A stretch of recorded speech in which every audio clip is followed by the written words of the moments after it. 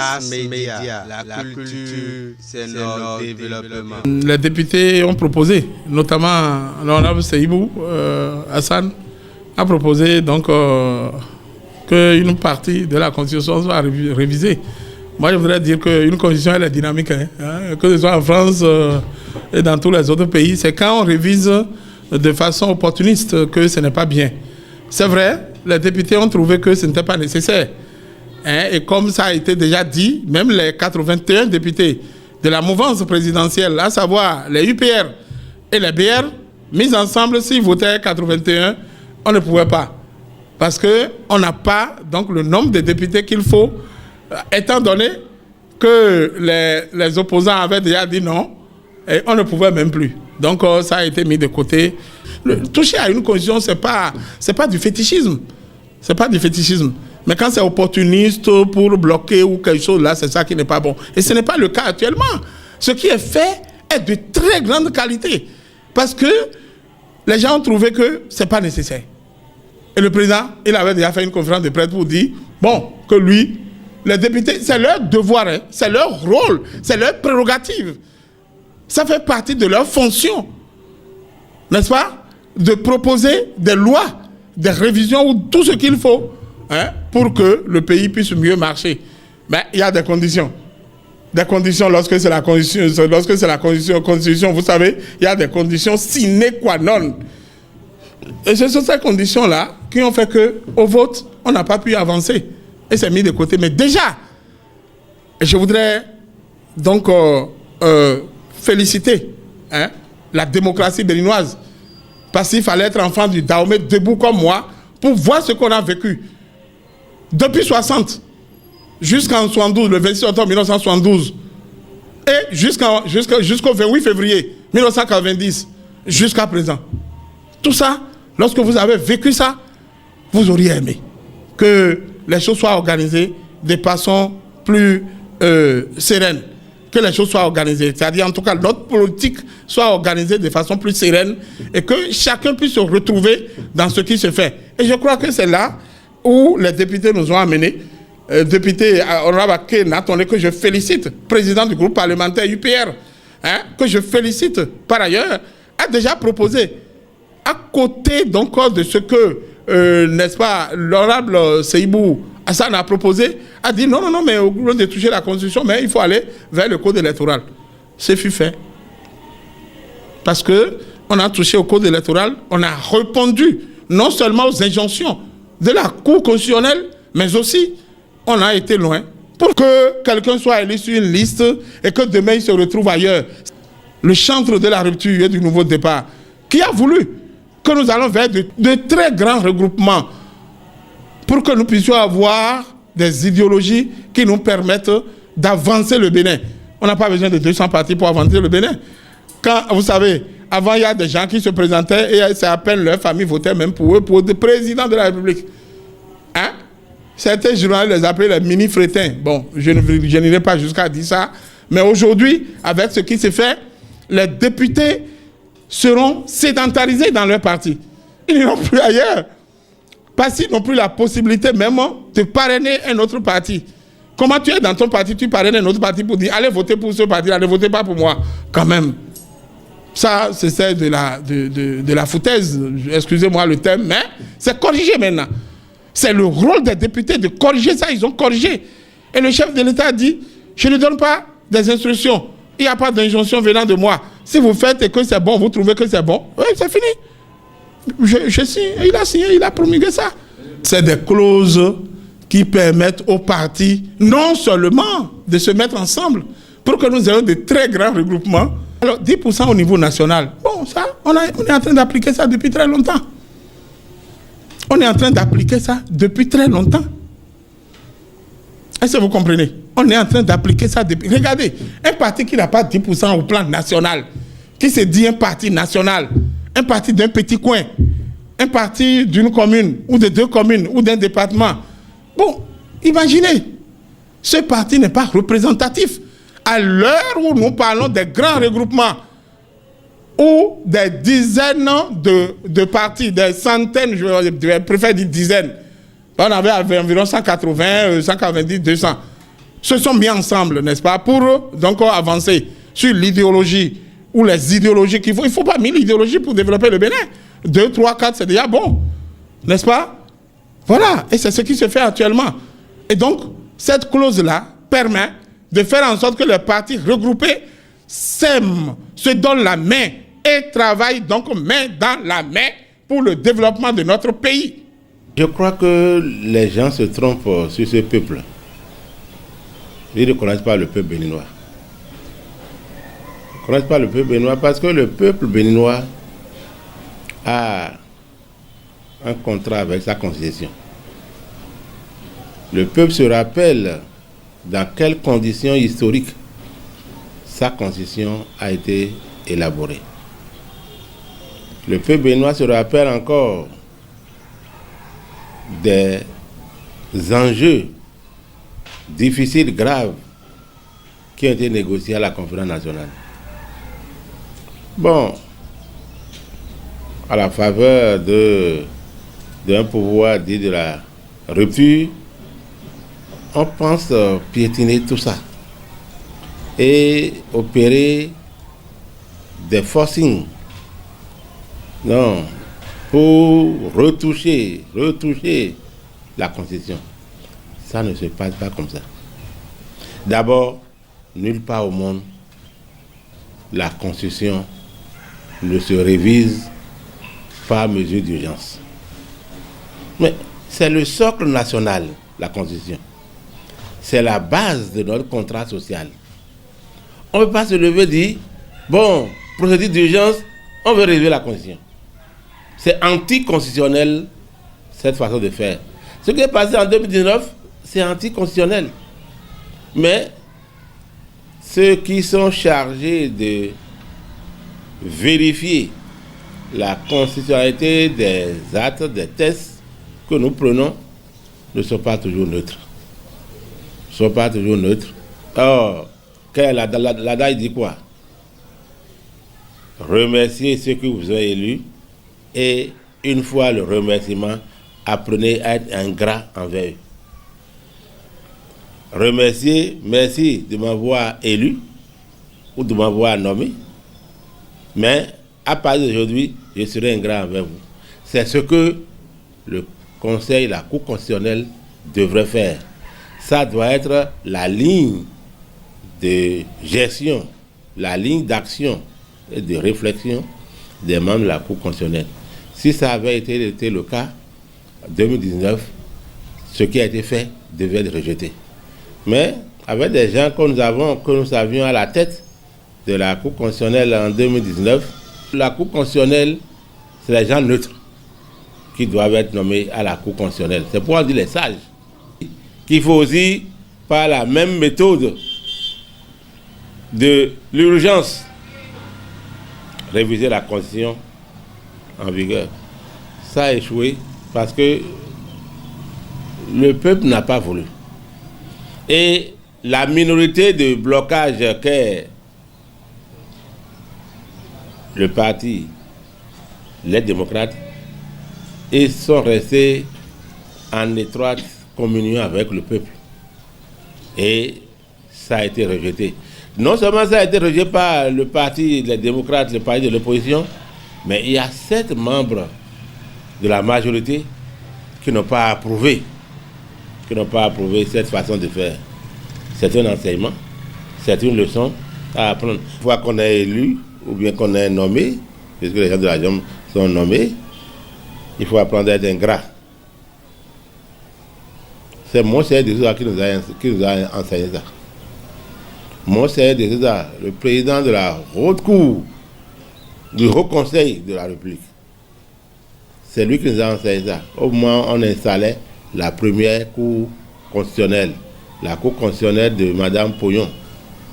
Vous êtes aujourd'hui élu et installé, apprenez à être ingrat envers ceux qui vous ont élu. C'est cela. Mais nous avons des cadres qui ne font pas honneur à leur réputation. Et c'est triste. La nature, l'authenticité du document envoyé à la Cour constitutionnelle posait problème. Il y a des articles qui ont été votés et qui ne sont pas dedans. ça devait suffire pour suspendre cette séance-là, reporter à une autre date pour vérifier et comprendre pourquoi ce qu'on nous a envoyé est différent de ce que les députés ont voté. On dit ce qu'on a remis à la Cour constitutionnelle là, c'est pas ça que les députés ont voté. Et il fallait seulement prendre ce que les députés ont dit avoir voté à travers une commission de clarification, voir qui a envoyé, pourquoi les articles nommément cités ne sont pas dans les documents que les requérants avaient soulevés et avaient critiqués, et qui est l'auteur de cette manipulation, le chercher, et pourquoi vouloir induire la Cour en erreur. Cette intention frauduleuse doit être punie. C'est comme ça qu'on doit commencer par mettre de l'ordre dans ce pays. Mais on est passé en perte et profit, tout ce qui a été dit là, et puis paf, on déclare rapidement, tout ça a été fait, tout est bon, la Cour valide. Non, non. Et vous avez écouté le professeur Olo. Mais quand même, c'est une référence nationale, internationale, en matière de droit constitutionnel. Je dis qu'on peut ne pas l'aimer. Mais sur son art, il est imbattable. Qui va me dire que le PRD n'est pas un grand parti? On va dire que le PRD n'est pas un grand parti. Mais avec 10%, avec les 10% au plan national qu'on a infligé dans le code de 2019, ça a empêché le PRD d'exister. Ça a empêché le grand parti PRD d'exister. Si les 10% n'avaient pas été infligés au plan national, Porte-Novo serait toujours contrôlé par le PRD. Mais pour exister, le PRD devait réunir 10% de suffrages au plan national. C'est une disposition d'exclusion. Le PRD allait jusqu'à avoir dans ce pays plus de 19 députés. Donc, la première force du Parlement. Mais qu'on réduise le PRD à moins que zéro, 10% avaient éliminé les gens, on devait ramener ça, diminuer. Mais on renforce à 15%. Ça ne suffit pas. On dit maintenant, il faut encore 20% dans chacune des 24 circonscriptions électorales. C'est taillé sur mesure. Une loi d'exclusion en démocratie, ce n'est pas démocratique. Je suis membre du BR, mais je suis critique. Le fait d'être membre du BR, d'être membre de la majorité, n'enlève pas mon droit à un regard critique. Vous avez dit qu'il y a des gens qui sont de la mouvance qui ont voté contre la révision, non? Mais je fais si cela, ce qui a été fait là, c'est très vilain, c'est mauvais. Et quand vous voyez les dispositions, vous voyez que c'est pour éliminer. D'abord, les deux n'ont pas compris. On empêche les députés, même de la mouvance, on empêche les députés de donner leur parrainage à qui ils veulent. Pourquoi? Le mandat de député n'est pas un mandat impératif. Non. Le mandat impératif n'existe pas. J'ai mon mandat, j'ai la liberté de l'utiliser comme je veux. Alors, ça fait quoi? C'est le candidat que le parti va choisir. C'est ce candidat que tous les députés de ce parti doivent choisir, et c'est envers eux qu'ils doivent donner leur parole. Mais quand même, c'est antidémocratique. C'est-à-dire que je ne suis plus libre de jouer ma liberté, de mettre en ma liberté de choisir. On m'enlève ça. Mais si je démissionne, je peux démissionner du parti et conserver mon statut de député. C'est celui que le parti va choisir. Vous êtes obligé de vous aligner derrière ce monsieur. Et si ce monsieur-là ne me donne pas confiance, si ce monsieur-là ne m'inspire pas confiance. Je suis obligé? Non. Voilà un peu ce qui se passe. Et je crois que ce code-là règle leur problème. Règle le problème de ceux qu'on peut appeler les indisciplinés, les potentiels indisciplinés du parti qui ne voudraient pas suivre la ligne de conduite imposée par le chef du parti. C'est une aberration. Comme vous le savez, notre pays, le Bénin, repose sur plusieurs lois. Et actuellement, le gouvernement de son excellent Patrice Talon Talon a exigé que, premièrement, les lois qui régissent les élections, c'est-à-dire notre code électoral, soient quand même revues pour l'organisation des élections futures. Et c'est ça qui a amené les députés à voter le nouveau code. Et ceci étant, c'est vrai que le contenu de ces différentes lois qui régissent les élections futures sont de plus en plus avantageux ou aussi désavantageux selon les critères et aussi la lecture des uns et des autres. Et c'est légitime. En tant qu'acteur de la société civile, c'est légitime. Parce que toutes les réformes ne peuvent pas être confortables. Ça doit être avantageux à certaines personnes et ça peut être décourageant pour d'autres personnes. C'est ça la loi. Donc, nous, en tant qu'acteurs de la société civile, après le vote à l'Assemblée, il y a eu des recours au niveau de la Cour constitutionnelle. Le 14, si j'ai la bonne mémoire, le 14 mars, la Cour a tranché. Et la Cour avait bel et bien dit que le code est conforme aux réglementations intérieures pour les élections prochaines, c'est-à-dire les élections générales. Et là, quand la Cour tranche, il n'y aura plus d'autres recours.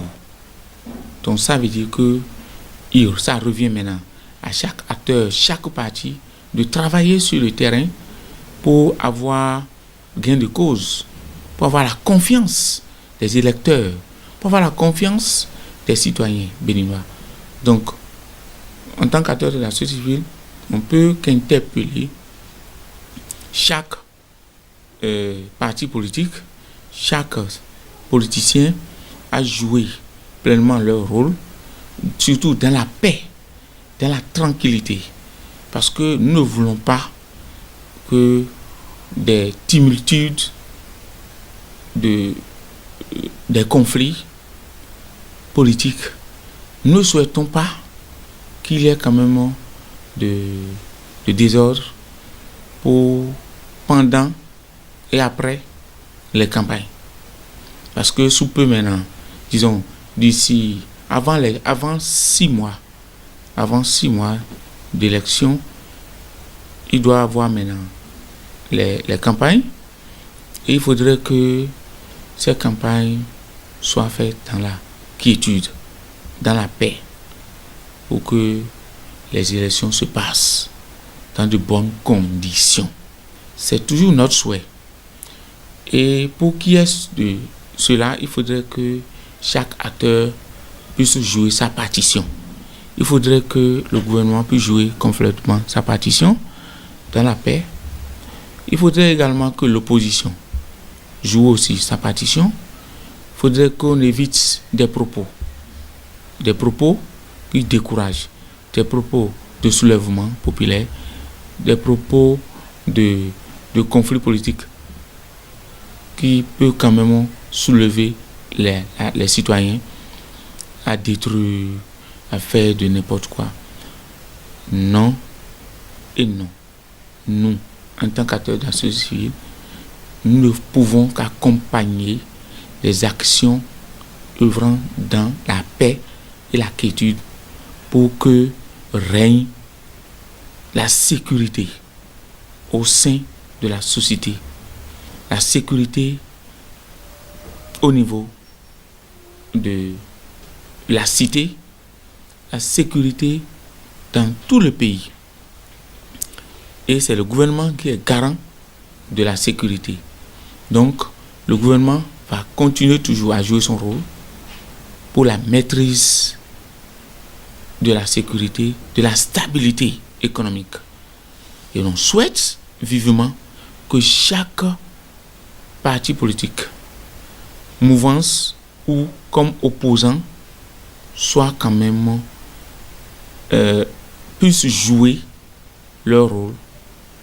Parce que, regardez, les pauvres bonnes dames, les pauvres citoyens qui ne mangent pas bien, à sa fin, va encore se soulever. Il ne faut pas monter la population. Hein? Nous allons sensibiliser la communauté pour qu'il y ait la paix. Et de l'autre côté, en tant qu'ambassadeur de paix, nous ne pouvons que solliciter, sensibiliser, amener les citoyens à cultiver les actions de paix, amener nos chères mamans, nos chères femmes, parce que c'est les femmes que la majorité des politiciens utilisent pour atteindre leur objectif. Les partis politiques utilisent la communauté, la jeunesse, les dames, voyez, pour atteindre leur objectif. Dans les campagnes, vous voyez, il y a déjà des campagnes précoces. Or, ça n'amène pas à la paix. Il faut que le gouvernement puisse régulariser cela. Nous appelons le gouvernement à régulariser cela, éviter les campagnes précoces. Moi, j'invite humblement notre gouvernement, notre président de la République, à voir ce qui se passe, à ramener ceux-là qui œuvrent pour des campagnes précoces, à éviter cela. C'est très important. Parce que c'est ça qui fait révolter, ça fait révolter les gens. Donc, on ne souhaite pas cela. Nous vous prions de voir, d'étudier et d'amener tous ceux-là qui font des campagnes précoces, tous ceux-là et qui font des réunions pour susciter des candidats, pour susciter de candidats à gauche et à droite, de vraiment respecter la loi qui registre l'organisation des élections, des campagnes dans notre pays.